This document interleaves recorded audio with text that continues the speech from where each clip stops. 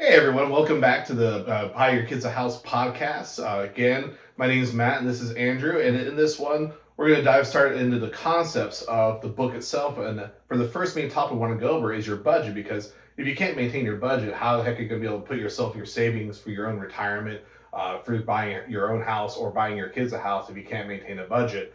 And one of the simplest rules I like to use is what's referred to as the 50-30-20 rule. And for those that aren't familiar with that rule, basically 50% goes to your needs, 30% goes to your wants, and 20% goes to your savings. I think that's most straight line way to look at it, how you plan your budget and everything. So, and again, we're going to look at it from my perspective of someone that's married with kids and two dogs and has a house. But also, we're going to look at it from Andrew's perspective here as well. So, Yeah, no, exactly. The 50-30-20 rule I like a lot, but it allocated differently for me in my life since I don't have a mortgage. I'm just paying rent. And it's a little bit different, but now that rent's getting up to the prices of mortgages, and actually some mortgages are less as well. So looking into how it applies to me as well and how I allocate that money versus how you might allocate that money a little bit differently since you have the kids. Like I have dogs and it's almost like toddlers and kids, but Yeah. at the same time, it's not quite the same.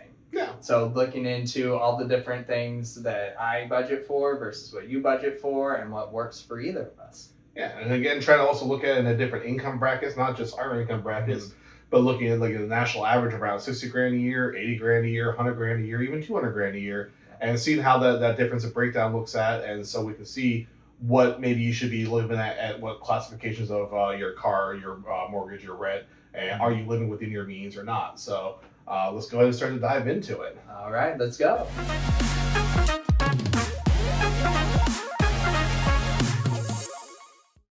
So now we're going to kind of dive into what the 50-30-20 rule is and how it breaks down with that. So again, as I mentioned earlier, 50% of your income basically goes to your needs, 30% goes to your wants, and 20% goes to savings and debt repayment. So what exactly is a need and a want and how that breaks down? So with the needs, we want to look at exactly what it takes that you can't live without. So for instance, your rent and mortgage, groceries because you do have to eat, health insurance, utilities, and car payment. So that's basically what your needs break down as. Now for wants, this is where dining out, entertainment, subscriptions, and travel come in. Subscriptions also include all your different your cable. I know we like to think that we can't live without internet and cable and everything, but technically speaking, you can. So if you need to cut back, that also is your gym memberships and everything. So and maybe how to allocate exactly what level of gym and everything you're going to. Now, the 20%, that's for your savings or debt repayment. Obviously, I would like it to be as much for savings, but if you are in a position where you have a lot of high credit card debt, no matter how much you're going to get in your stocks and investments, if you're paying 20 to 30% on interest on your credit cards, you're not going to beat that in the stock market. So we want to pay that down as fast as possible. Right. So using that first in that area. But what we want to do is not go below that 20% for savings. Now, with this, you can fudge it a little bit. Like, say, for instance, I realized that I could have a lower level car that increased my savings. So if you want to maybe bring that 50% to 45 and then shove the other 5 to make it 25% for your savings, that's more than fine. Right. But what we don't want to do is go below that 20% in your savings. But again, the 50-30-20 is kind of the easiest way I feel to break it down and level it out and everything. Yeah. What do you think on that, Andrew? No, I agree. For me, what I have to typically do is pull out of the 30. That's where I'm more comfortable at. Like maybe I don't go out to eat, every week. I skip a week or, don't go out for the drinks or something like that.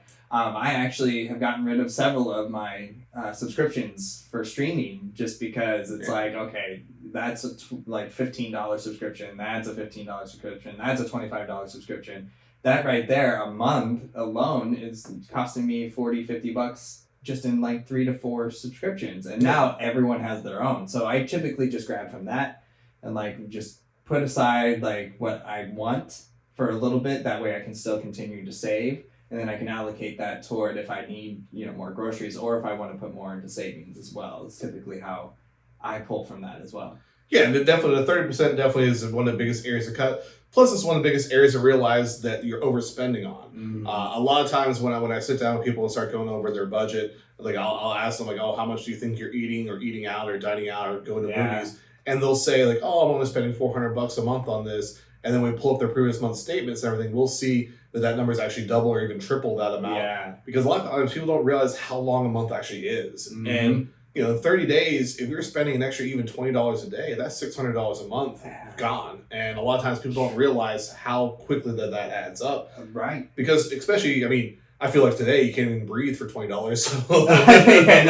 Exactly. So it is very easily to just easily swipe that away and everything. Mm-hmm. And that's where I feel a lot of times, like I'm sure you've always heard the famous Dave Ramsey, just only drink out of Starbucks, you can get a house. Right. Well, I don't think that's the way and everything to phrase it. I understand where he's coming from and the idea of like if you're spending, $10, $20, even $40 a day, how quickly that snowballs and adds up into something that actually could be impactful to your finances. So again, when you're trying to break it down to 50, 30, 20 buckets, you can blindly see, okay, let's say I only have 1,000 for my 30% of savings. Boom, I'm at $1,500. Okay, I got to figure out a way to cut $500 out. Right. So it's a way to actually tangibly see an easy way of balancing that out. Right, and being able to, like you said, physically see it. So when it's like right there in front of you, I know for me, I'm like, how much?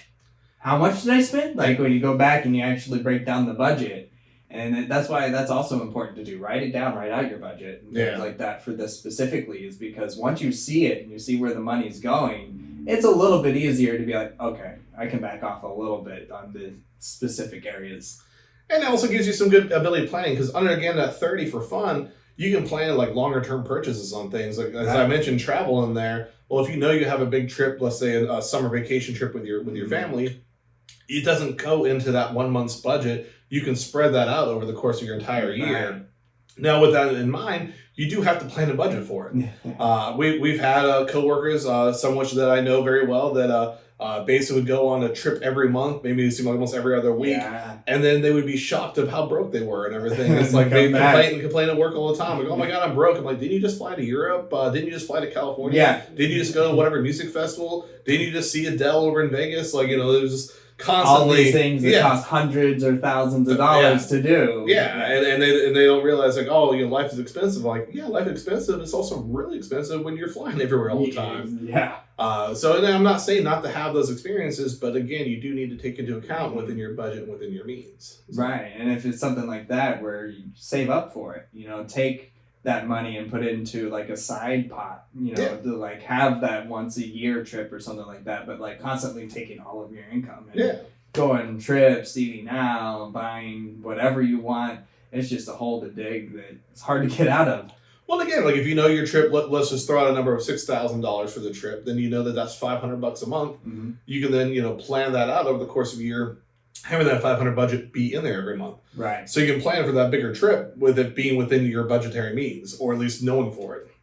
Or seeing if it's even feasible. Because, sometimes maybe it doesn't fit into my budget, and maybe I need to push it back a year, or, save it up for a long term. Maybe this will be an every other year trip or excursion and everything. So, we'll look into that. Now, there is an element also, if you're looking at, okay, I'm creating my 50, 30, 20, and no matter how much I cut, I can't get my budget to fit my bracket based on my income. Right. Well, and then we need to address an income and maybe look at ways what we can do to increase that income. Right. Now, I just finished reading a book. It's phenomenal. I highly recommend it, called The Wealth Ladder. And with that, they actually dive into that a lot of times statistics are showing that it's actually more feasible for you to increase your income than it is sometimes to cut your budget. Because especially in today's day and age, you can't really dictate as much what rent costs. It's hard to dictate what health insurance costs, cars cost.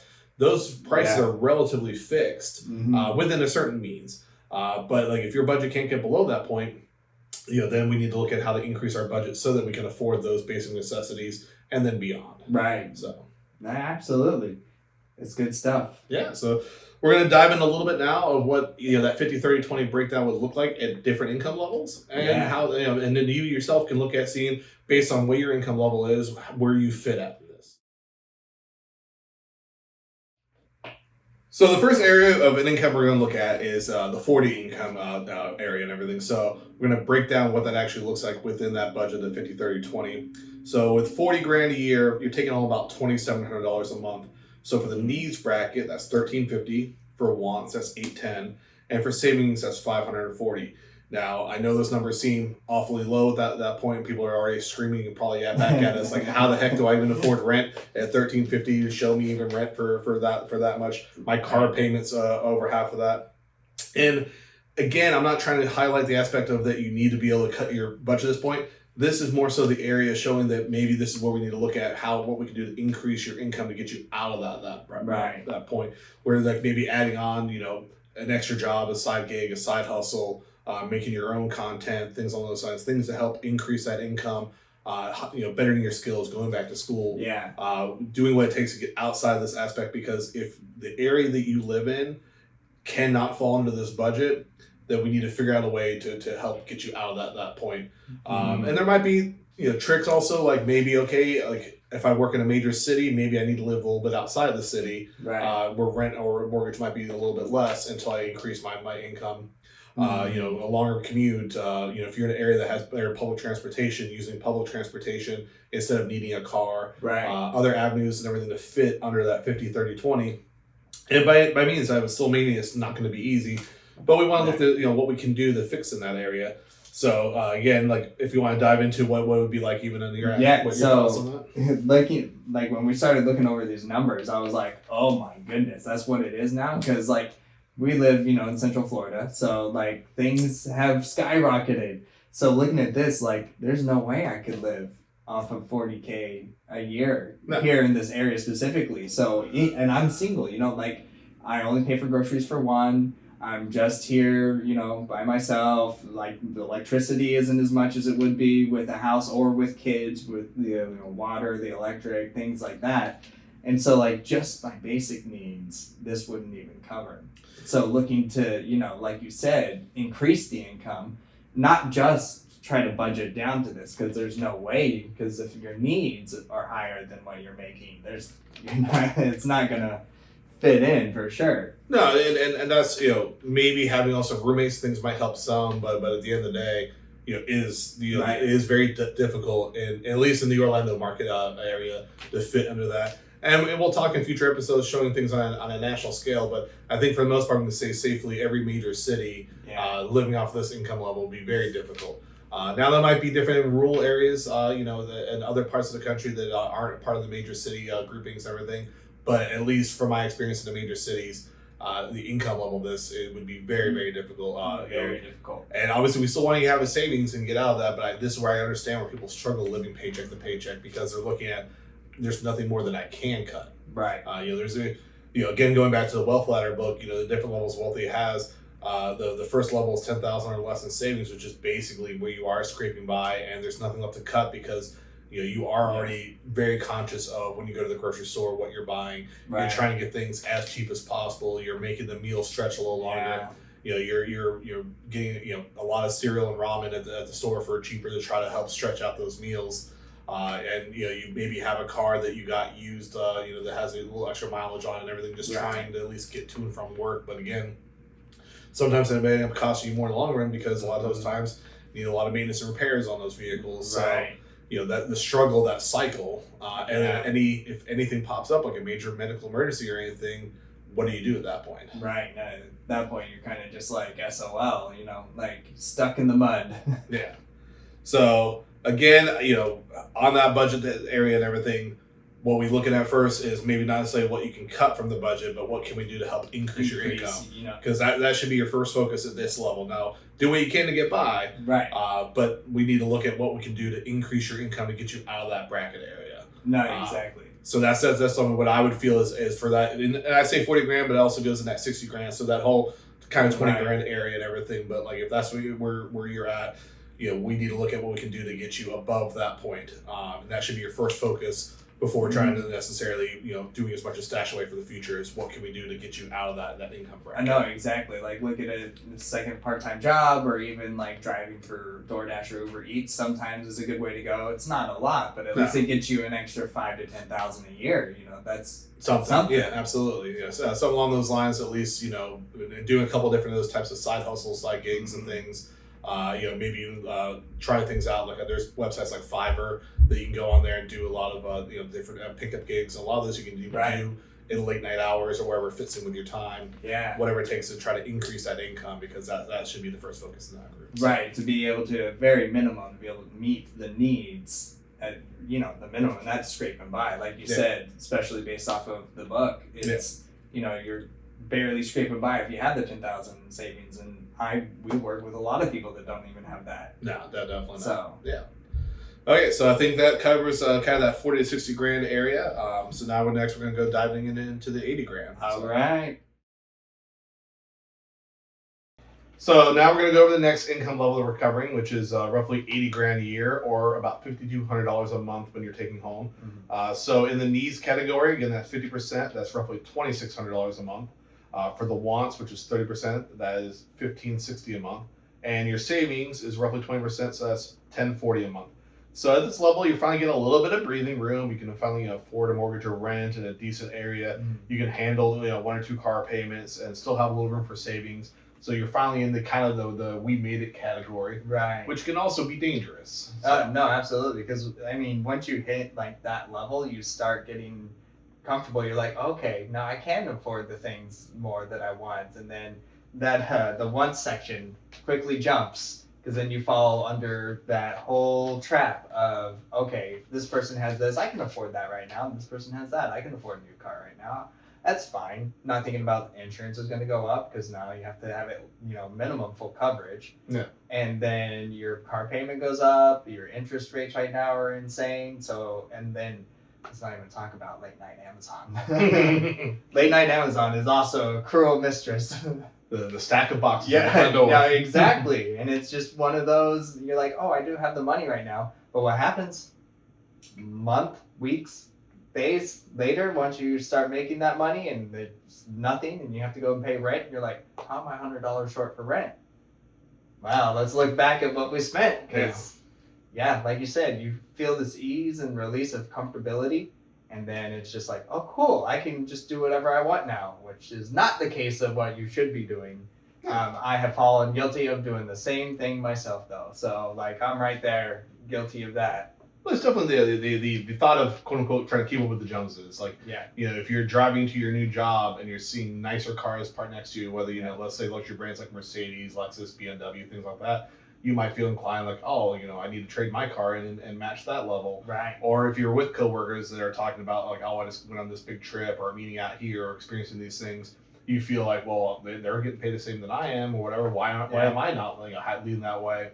Exactly. And when you look at it, if you're, let's say the needs category, $2,600. Well, let's go ahead and say your mortgage is $1,500 to $2,000. Well, then that's that's a good chunk of that budget already. Shouldn't be at the point of getting like a Mercedes, Lexus along those lines, because as you mentioned, the insurance goes along with it. So roughly speaking, you're $1,000 for a car payment with insurance. That doesn't fit into this budget. Correct. And so that's where a lot of times you start feeling the sacrifice of it, like, oh, I want the nicer car, I want the nicer clothes, I want the nicer experiences. And don't get me wrong, 80 grand is nothing to scoff at, but we're not quite there yet. Right.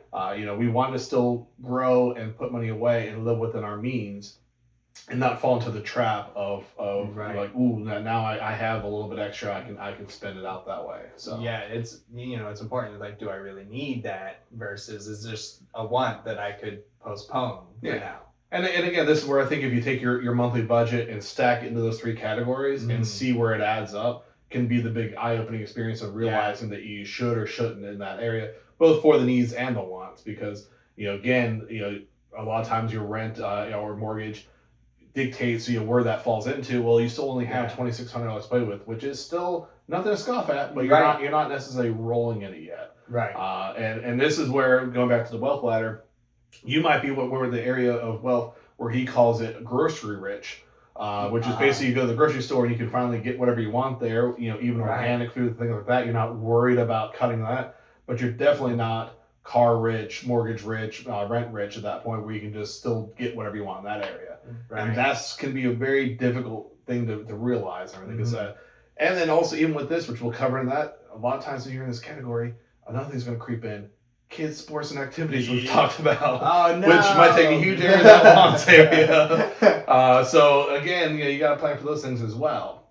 And again, you might feel the need to keep up with your friends and family in that area because you keep hearing about little Timmy's doing piano lessons and golf lessons and taijutsu and all this stuff and everything, and it's like, okay, well, I want my kid to do all those things, but you don't realize how much that costs and everything. Yeah. I have a friend of mine that their kid plays soccer, and they're spending over $20 grand a year. great experience for him, but like Yeah. I'm not ready for my kids to do that. So. No, exactly. And like you said, we've been talking about like our wants, but if you have kids, you have to listen to their wants too. Yeah. And their wants quickly become more of needs to them. So yeah, and they don't fully understand, especially if you tell Yeah. them like, you know, how much it costs, like, you know, dollars and cents doesn't fully comprehend yet. Oh no, and as a kid, you know, it shouldn't for a little while. I mean, at some point you do need to grasp the concept of money and budgeting, but they don't know. They don't know what things cost yet. Well, especially when you have maybe grandma and grandpa or aunt and uncle just giving them money and they don't realize. And you know, I love it. My son tells me a lot of times like, oh, how much is this? You know, he wants to get Robux or whatever. Like, oh, that's $20. And he looks at me, oh, that's not much. I'm like trying to explain to him like, buddy, that's in a lot of jobs that's still more than an hour worth of labor of your life and everything. So I was like, you know, try to tell him that perspective. Would you donate an hour of your lifetime so you get these Robux to then, you know, buy the sword or whatever it is on there they're trying to get and everything, and then you know, then it gets a little perspective on that. Right. But again, with that is still the area of like they still don't fully grasp of like because they want those things. It's very hard to just not want it, especially when a lot of times for birthday and Christmas they're getting cards with money stuffed in it, and it's like, ooh, I can just burn this money. So now I'm going to spend it on the toys and things that I wanted to get. Yeah. But especially sports, like you were saying, so expensive. And if it's a kid that is really diehard into it, like I know your kids are getting into golf and softball a lot more as well, so your costs are going up. So now you have to allocate within your wants, like, okay, these are my wants and these are their wants, but your budget should never change within that stuff. Yeah, it still falls under the wants. Even my kids' wants falls under that 30%. So that window gets awfully tight, that's for sure. But I think that for the most part, you know, covers that 80-ish thousand, and again, that's 80 to roughly 100,000 area. So again, you're starting to live okay. You're starting to have that breathing room. You know, I'm not saying you now need to go get side hustles and things on those lines, but we still want to live within our means. So that's the number one focus here is realizing, you know, yes, I've quote unquote made it. Right. But I'm not, you know, at the point where I can go out and get the biggest steak at the restaurant all the time and everything. That's the next tier is he joking calls it restaurant rich and everything. And now you can like upgrade your meal in the restaurant. We're not quite to that point yet, unless you're able to live really frugally, because you know $2,600 a month at least in the Orlando area is still a tight budget for both rent and car and food and things along those lines. So we want to keep that in mind for sure. All right. So next we'll dive into the next income bracket. So now for the next income level bracket, we're going to talk about roughly 120 grand a year, which is roughly $7,800 a month take home.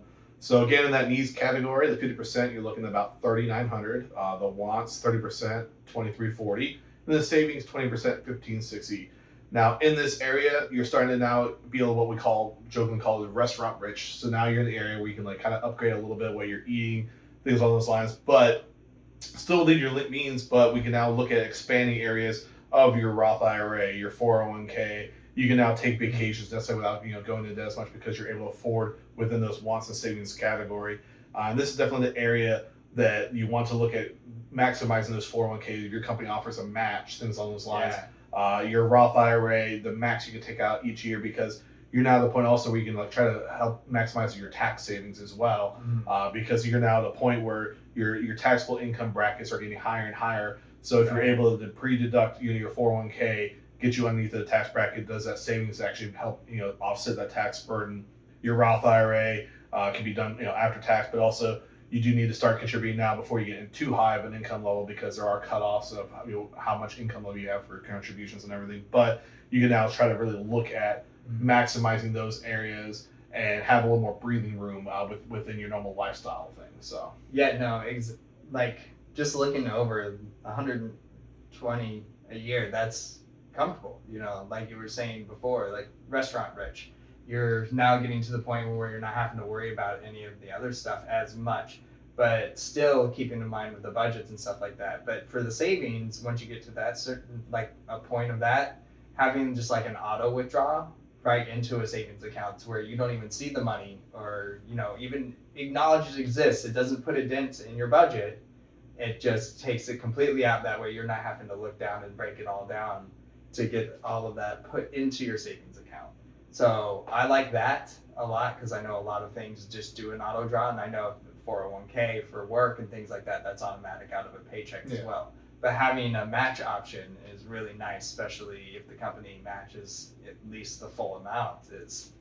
But even if always they nice. do 50% of like, I know like for my wife's job they do 50% of 4%. So Okay. so she contributes 4% of her yearly income. They'll match half of that, so they basically give an extra 2%. So that's the extra 2% for free. It's free money of that. Right. So definitely take advantage of that. But the automation definitely to me is key. I'm sure a lot of times you've heard the phrase "pay yourself first." Right. This is the first part really where you can really start focusing on paying yourself first because you. But you want, like you said, setting up the automation where you set it and forget it. Because if you don't do that, all of a sudden the end of the year happens and you're like, oh wait, I can only do your Roth because each year it's a max you can do in a Roth IRA. Well, if the year's over, you can't go back in time and contribute. Correct. So all of a sudden, like the end of the years happen, and now you're 7,000 you can put into that. Well, maybe you don't have 7,000 liquid you can do right then and there to contribute. Whereas if you'd set it up monthly payments, you would have been able to have that. And that way, it's fully maximized. For the year. Yeah, you want to take advantage of those tax savings and the benefits. So because again, the Roth IRA when you withdraw it is all tax free. Exactly. 401k, you're trying to get underneath a certain threshold for your taxes. But again, that is a yearly amount that you can do. And if the year goes by, we don't have time machines yet. No, exactly. You can't go back. No. So making sure that goes into, especially I would imagine if you're hitting this level bracket, you're not really thinking about the budget as much. It's there, it's in place. You've at this point set everything up with your auto withdrawals or transfers and things like that. So it's kind of more of an out of sight, out of mind than the other two for sure. But like you said, easily for you. If you're like me and you don't have it written down or just on an auto thing, sometimes I forget. Yeah. And if you, like you said, you forget at the end of the year, you can't go back unless you have that money right then and there to put into it. Yeah. And one area we haven't really talked about yet is credit cards. This is the first area that I feel like using credit cards to your benefit might be the way to go. The previous income levels, I would probably avoid credit cards for the most part. Right. I'm sure a lot of times people hear Dave Ramsey and Susie Orman, they swear off don't use credit cards at all because it's very easy to get into the debt trap with that. This might be the first income level bracket that if you're really, crucial of how you use and pay for it and not worried about, but like trying to earn points, this might be the first area that you can introduce credit cards for those points because you have it within your budget to pay that off every month. So you're not not paying the interest on it rather.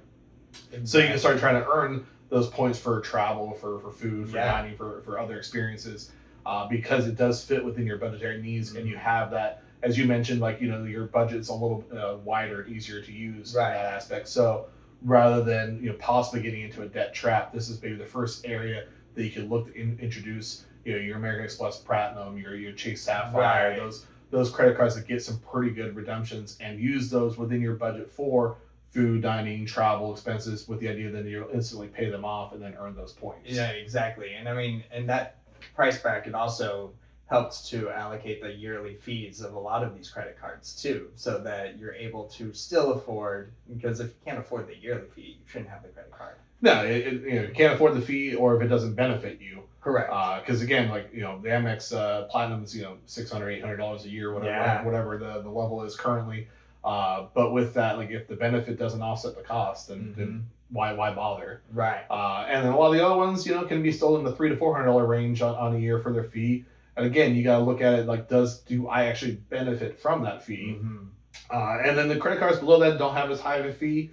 A lot of times, maybe unless you're trying to just build the credit for it, I don't feel necessarily you're going to get the benefit from it because it doesn't have as many of the perks or benefits along those lines. Right. So when we hit this level, that's definitely something to start looking at, though, because those points will add up if it's something you're buying anyway. You're already going out to eat, or you're going in for groceries. Well, no, sorry, you're also hopefully looking to travel a little bit more at that point. So you're already paying for airfare, a hotel, things along those lines. You might as well earn the points for doing so with those loyalty rewards and everything in that area, so that maybe every 3 to 5 years you're getting at least a hotel night or so for free, something to help benefit from it. But you just have to have that mental discipline that you're paying this off, because even at this level, you don't want to fall into the debt trap, because quickly those things can rack up interest and points against you. And if you're all of a sudden drowning in debt, it doesn't help you. But this is the first area that maybe I feel you'd have the breathing room to do so. I would not recommend really below this income bracket, though, level. Unless you are really, really, really disciplined yourself. But again, we're trying to make this as simple and easy as possible. Right. So this would be the first area that I would introduce the level of credit card for points and benefits along those lines. All right. All right. So Yeah. I think that covers the 120 to say 150 range. And then we'll lastly cover if you're making 200,000 plus and everything. We'll dive into that in a moment. Yeah. Let's go into the last one. Okay, so lastly, we're going to dive into our last income bracket area, which is where you're roughly making 200 grand a year, which is roughly 12 grand take home a month. So again, in the needs category, 50%, that's $6,000 a month. The wants, that's 30%, which is $3,600 a month. And the savings, 20%, which is roughly $2,400 a month. And this is where you're gonna really start to see your savings and everything grow. And this is also where you start to try to look at the maximum of tax benefit savings. So again, maximizing things like the 401k and areas that you can like do your pre-tax deductions, so that, because again, if you're in that upper tax brackets, you're already having a fairly large amount taken out for taxes. You might as well do as much as you can to stash that away and stash it aside. So you're having that long-term savings benefit for when you're retiring. This is where you also start looking at like the generational moves of wealth and everything. So like you're trying to really build that of planning for the future, planning for your kid's house, planning for your retirement. How to buy your kids a house. Exactly. This is the area again. And I'm not saying that you can't do it. Buy your kids a house on a lower income bracket. Right. But definitely if your house is making 200 grand or more and everything, this makes it a whole lot easier. A lot easier. Yeah, and also this is also the area. Again, we already mentioned the credit cards and everything before. But also you can start looking at maybe what you do to expand your family and life and everything. Whether it's also upgrading the house. This is where the nicer cars, nicer neighborhoods don't have as much of an impact because again, this is the lifestyle bracket you're in.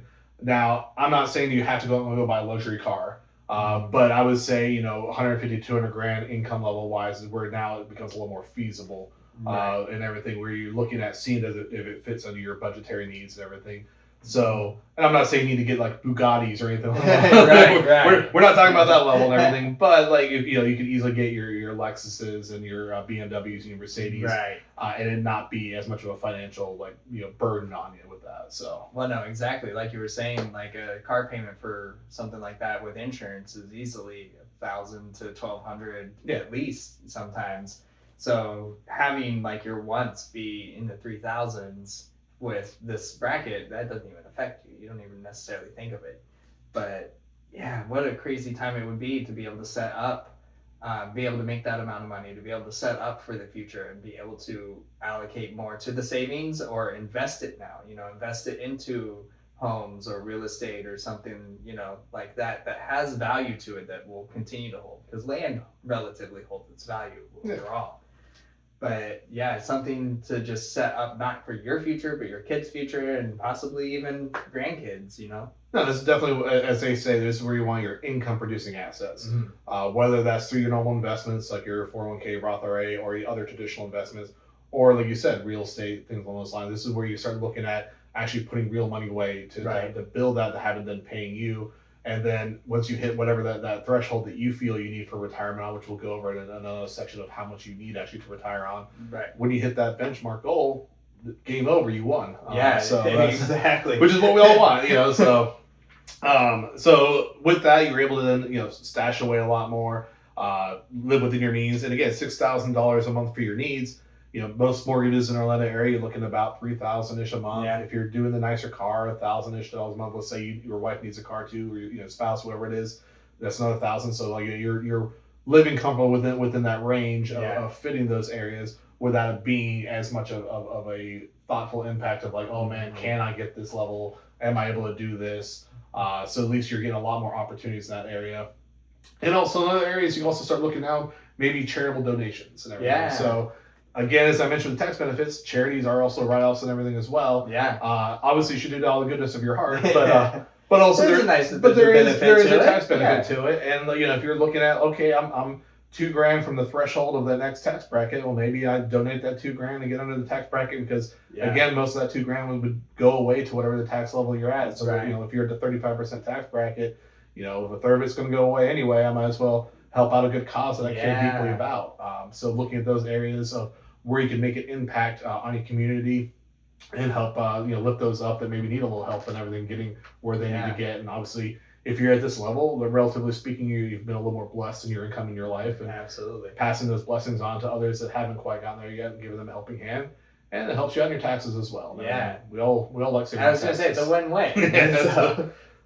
So I think that for the most part covers most of our income levels and the different areas of where we want to be at. Obviously, we all want to be at the highest income level, but again, this is our journey of how to get between the different levels and how to look at your budget in those different brackets and where you're able to live at comfortably at. I was about to say, to be comfortable without stretching your means, or you don't want to overextend, or sleepless nights from stress, or how worrying about how am I going to pay the next bill, things like that. That's the ultimate goal to get out of. Yeah. But sometimes it takes work. Yeah. So I think we'll cover things on next chapter, and then we'll get back into it. Yeah. All right.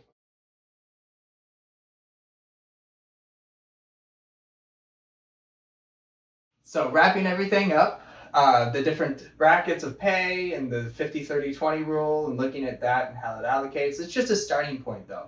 So what we've been doing and what you should do is just use it as a jumping off point. See how it works in your first month and see where that budget lies within the rule. And like if you're over 60% of your needs, then maybe look into growing the income a little bit. Or if your wants budgeting ends up being that 40% range instead of the 30% range, then maybe look at more discipline and not buying every single time the things you want, or being the restaurant rich and getting those things. But definitely, and I've said this before when we were talking about it, the automation for the savings account, that auto withdrawal is exactly. So if I don't even have to worry about it and it just goes right into the account, that's all I need. Absolutely. Yeah, so with that, please, if you learned something great from this, please share with your friends, especially those maybe that are struggling a little bit with their budget. Please help us out, like and subscribe, again, share to everything. Also, let us know a little bit of what's impacting your area. Again, we're Florida-based, so what impacts us could be different from where you're at. But this isn't about just financial, deprivation and everything. It's a little bit just about discipline and knowing, having that open picture of what it is and what we look at, where we can improve from. Because all it takes is little baby steps. Exactly. This isn't something that's going to happen overnight. You're not also going to wake up like, oh wow, I'm eating out every day. You're like, this is something that's going to take a time and growth from and everything. And so this is just something that, like Andrew said, look at it for your past month, maybe the last 3 months. Try looking at the future month at can I make that difference a little bit every month until I eventually fit in these categories within my own needs and bracket. Or as you said, if your needs exceed where you're at, then we need to look at what we can do to increase that income. So again, this isn't just about money. This is about freedom, and we're trying to expand that and get to that point where we want to be. So until next time, like and subscribe and join us on this journey. Thank you for joining us.